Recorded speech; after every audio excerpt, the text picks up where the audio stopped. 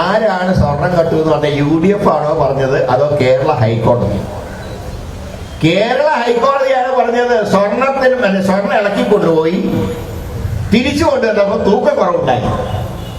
ഇപ്പൊ തൂക്കക്കുറവ് മാത്രമല്ല, അടിച്ചുകൊണ്ട് സ്വർണ്ണയല്ല കൊണ്ടുപോയ സ്വർണം ഒന്ന്, തിരിച്ചു വന്ന സ്വർണം ഡ്യൂപ്ലിക്കേറ്റ്, ചെമ്പിൽ പൂശിയിട്ട് പോകും. ചെന്നൈ ഒരു സ്മാർട്ട് എന്നാണ് ആ കമ്പനിയുടെ പേര്.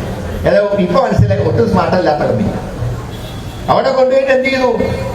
ഒറിജിനലൊക്കെ ഇളക്കി മാറ്റി ചെമ്പില് 2 കോട്ടടിച്ച്, സ്വർണത്തിന്റെ കളർ 2 കോട്ടടിച്ചിട്ട് അതാണ് ഇപ്പൊ അവിടെ കൊണ്ട് പൊതിച്ചത്.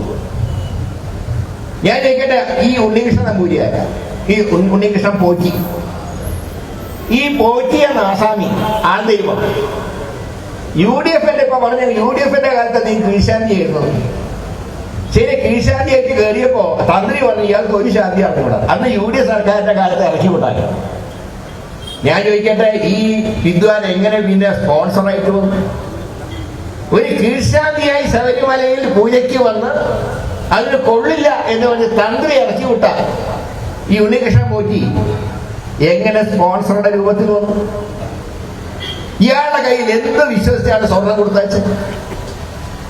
സ്വർണം ഉണ്ണികൃഷ്ണൻ പോറ്റിയുടെ കയ്യിൽ കൊടുത്തയക്കുകയും അത് അവിടെ കൊണ്ടുപോയി വിൽക്കുകയോ എന്തോ ചെയ്തിട്ട് ഏതായാലും പോയതെല്ലാം തിരിച്ചു വന്നു. ചെമ്പ് പാളികളാണെന്ന് സ്മാർട്ട് കമ്പനിക്കാരെ കൊണ്ട് പറയിച്ചത് ഉണ്ണികൃഷ്ണൻ പോറ്റിയ. ആ കമ്പനിക്കാർ എന്നപ്പോ പറഞ്ഞു.